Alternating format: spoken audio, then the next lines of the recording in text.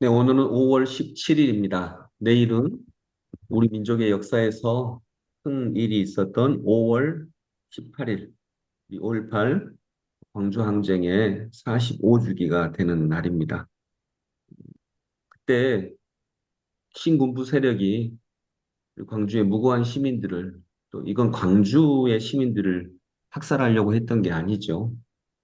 우리나라의 민주주의를, 대표적으로 광주지만 이 땅의 전 국민을 아주 큰 위협과 불안과 죽음의 공포 속으로 몰아넣어 자신들의 작은 욕망을 채우려고 했던 그런 굉장히 아프고 슬픈 날입니다. 그러나 하나님의 은혜로 또 수없이 많은 사람들의 희생으로 지금의 민주주의를 우리가 이루어내게 됐습니다. 오늘 본문에도 보면 하만이라고 하는 사람이 모르드게 하는 유다 사람, 걔는 문직이거든요. 그 사람은. 인사를 하지 않습니다. 하만 자기는 왕 다음으로 높은 사람인데 그러면 좀 물어볼 수 있지 않겠습니까? 왜 인사를 하지 않는지, 어떤 것 때문에 그러는지. 그러면 단지 그냥 예의가 없어서, 버르장머리가 없어서 인사를 하지 않는 게 아니라 그것이 어떤 하나님에 대한 마음이 있는 것인데 그걸 물어보지 않습니다. 그리고 감히 네가 이렇게 생각을 합니다. 물어보면 되는데, 근데 그걸 하지 않습니다. 자기 생각에서 벗어나는 거죠. 음, 오늘 본문에도 보면 에스더는 나는 죽으면 죽겠다. 왜냐하면 왕이 부르지 않았는데 왕에게 나아가면 왕의 부인이라도 죽거든요. 그건 이제 왕의 살해 위협, 병호 문제 때문에 이제 그런 건데 근데 몇 달 동안 자기 아내지만 에스더를 부르지 않았어요. 부르지 않았는데 그냥 나가면 죽습니다. 그때 만일 왕이 금규, 즉 금으로 만든 지팡이를 딱 내밀어서 그걸 잡게 하지 않으면 그 반역이라고 생각하고 경호 문제상 죽입니다. 근데 그걸 혹시 왕이 에스더에 대한 사랑이 식었다면 그 금규를 내려주지 않으면 죽을 수밖에 없는 거죠. 그래서 에스더는 어제의 말씀에 보면 죽으면 죽으리라 하고 나아갑니다. 그래서 이제 오늘 본문에 가면 대궐 안뜰로 들어가서, 그러니까 전도사님이 얘기했던 것처럼 왕후의 예복을 입고 대궐 안뜰로 들어가서 대궐을 마주보고 섰다. 이때 에스더 입장에서는 너무나도 두려운 장면이거든요. 그러나 왕의 입장에서는 조금 긴장되는 게 하나도 없습니다. 왜냐하면 에스더를 안 불렀어요. 그동안 몇 달 동안 안 불렀어요. 사랑하지 않아서가 아닙니다. 다른 이유 때문이겠죠. 뭐 어떤 일로 바빴던지, 어떤 뭐 국가 정부가 바빴던지 아마 그런 일이 있었어요. 사랑하지 않아서가 아니었어요. 그래서 이것은 오늘 이 본문은요, 왕의 입장에서 보면 오히려 더 반가운, 그동안 생각하지 못했는데 아내가 오니까 너무 좋다, 이렇게 생각할 수 있는데 에스더 입장에서는 죽음의 위협 앞에서 정말 엄청난 용기를 내서 나아간 것입니다. 그런데 오늘 본문은 그에 비해서 너무 평온합니다. 대궐 안뜰로 들어가서 대궐을 마주보고 섰다. 그때 왕은 어전하는 왕자에서 문 쪽을 바라보고 앉아 있었다. 왕이 에스더 왕후가 뜰에 서 있는 것을 사랑스러운 마음으로 바라보고 쥐고 있던 금규를 에스더에게 내밀자 에스더가 가까이 다가와서 그 규의 끝에 손을 대었다. 아멘. 네, 이걸로 해서 끝난 것입니다. 죽음의 위협이 끝난 것입니다. 에스더 입장에서는 너무나 가슴 떨리고 죽을 수 있겠다 하는 장면인데 왕은 전혀 그것을 모릅니다.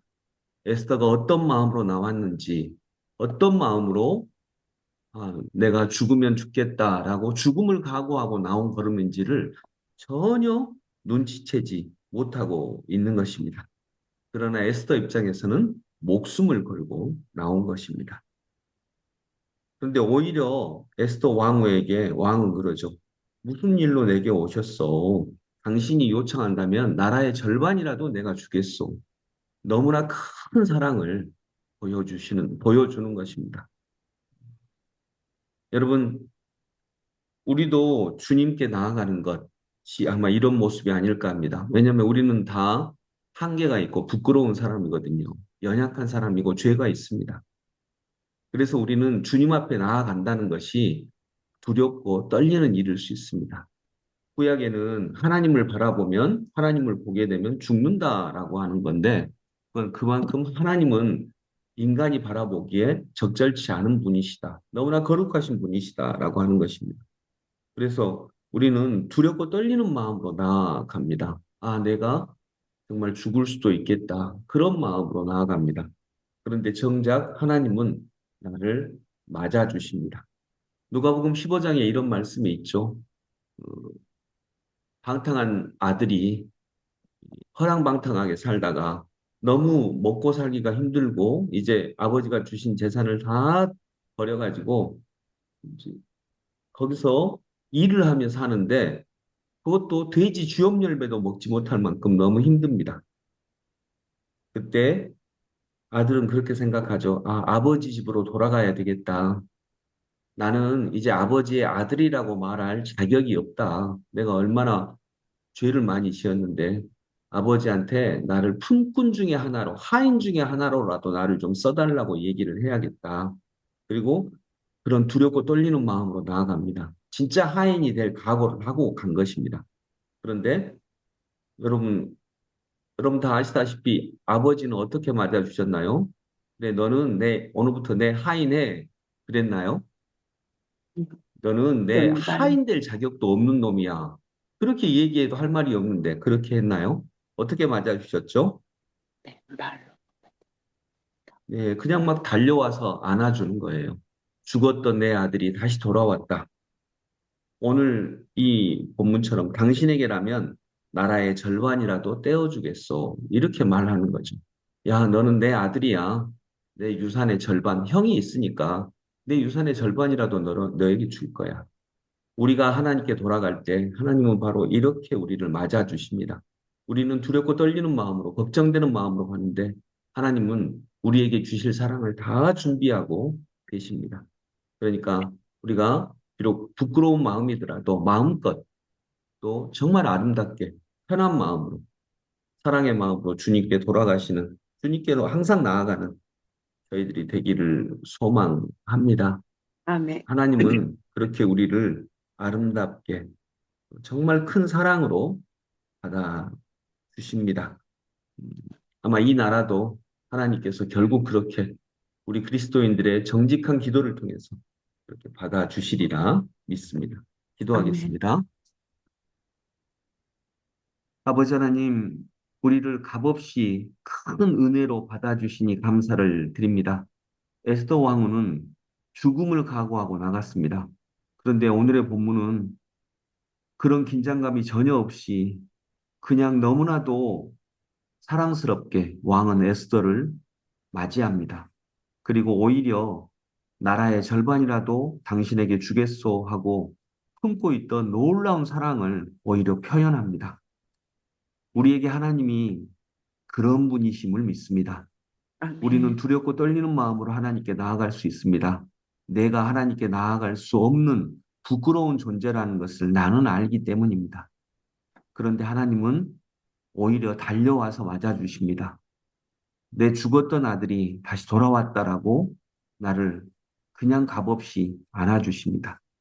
하나님은 그런 사랑의 존재임을 믿습니다.